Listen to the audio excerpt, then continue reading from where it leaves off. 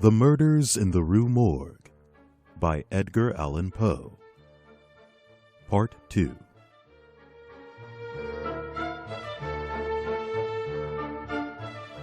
It was in Paris in the summer of 1840 that I met Auguste Dupin. Dupin was a strangely interesting young man with a busy, forceful mind. He seemed to look right through a person and uncover their deepest thoughts. Sometimes Dupin seemed to be not one, but two people. One who coldly put things together, and another who just as coldly took them apart. One morning, in the heat of the summer, Dupin showed me once again his special mental power. We read in the newspaper about a terrible killing.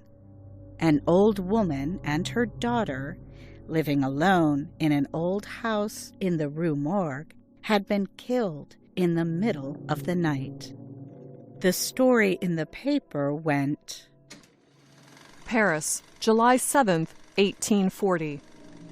Early this morning, cries of terror were heard in the western part of the city. They reportedly came from a house on the Rue Morgue, in which the only occupants were a Mrs. L'Espanaye and her daughter Camille. Several neighbors and a policeman ran to the house. By the time they reached it, the cries had stopped. They forced the door open. As they entered, they heard two voices, apparently from above. The group searched but found nothing until the fourth floor. There they came to a door, locked from the inside. Quickly, they forced it open. Before them was a bloody horror scene.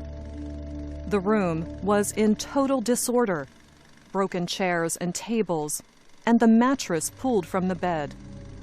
Blood was everywhere. On the walls, the floor, the bed. A sharp knife lay on the floor in a pool of blood. In front of the fireplace was a clump of long gray hair, also bloodied. It seemed to have been pulled straight out of a head.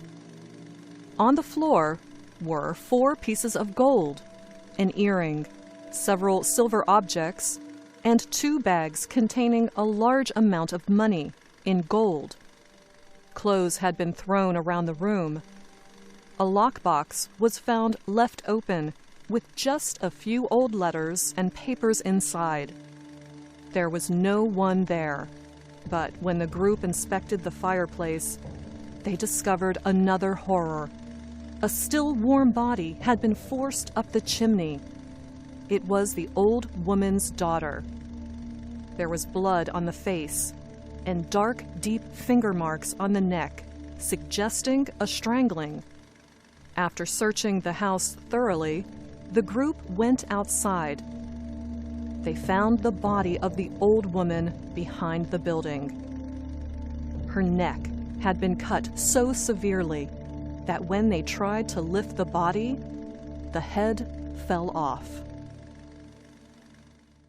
The next day, the newspaper offered to its readers these new facts. Paris, July 8th, 1840.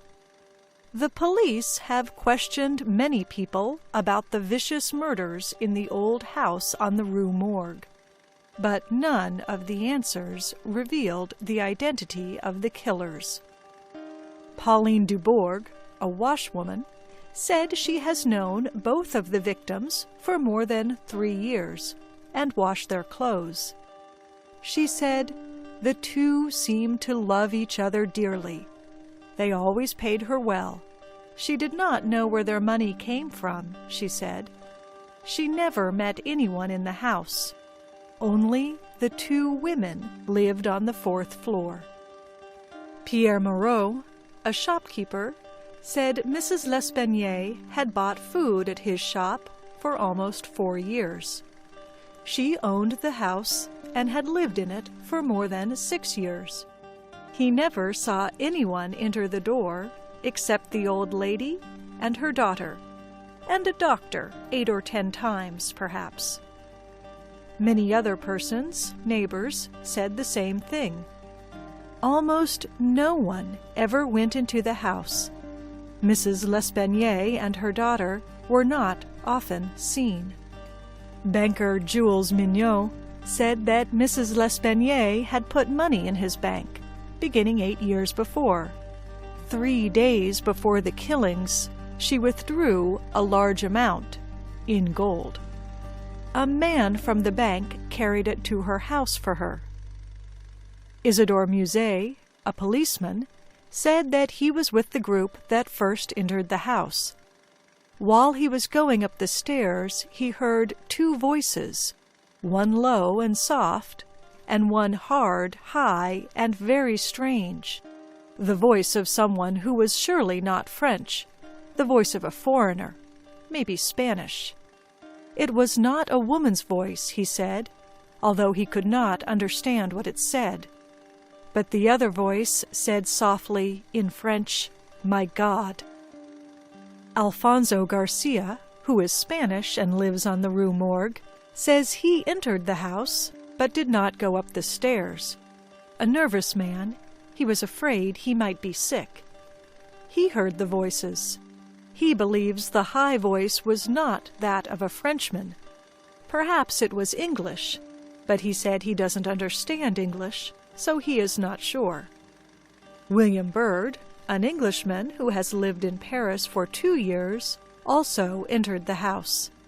He said the low voice was that of a Frenchman, he was sure, because he heard it say, in French, "My God." The high voice was very loud, he said. He is sure it was not the voice of an Englishman, nor the voice of a Frenchman. It seemed to be that of an Italian, a language he does not understand. He said it might have been a woman's voice. Mr. Alberto Montani, an Italian, was passing the house at the time of the cries. He said the screams lasted for about 2 minutes. Montani, who speaks Spanish but not French, says that he also heard 2 voices.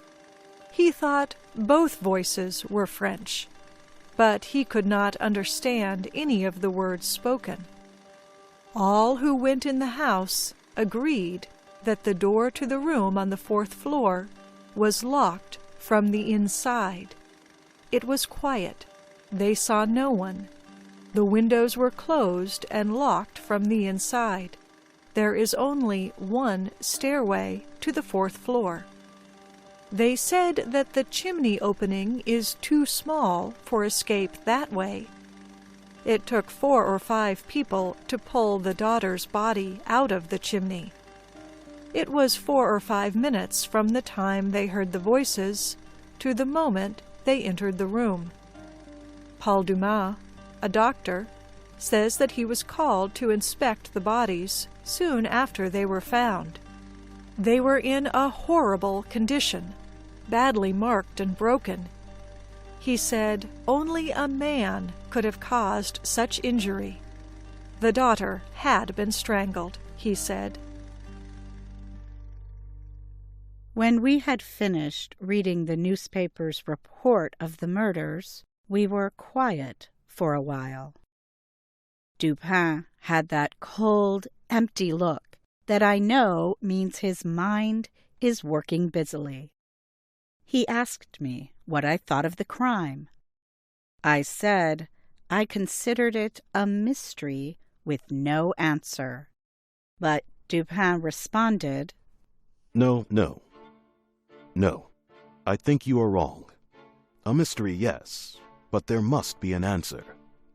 Let us go to the house and see what we can see. There must be an answer. There must.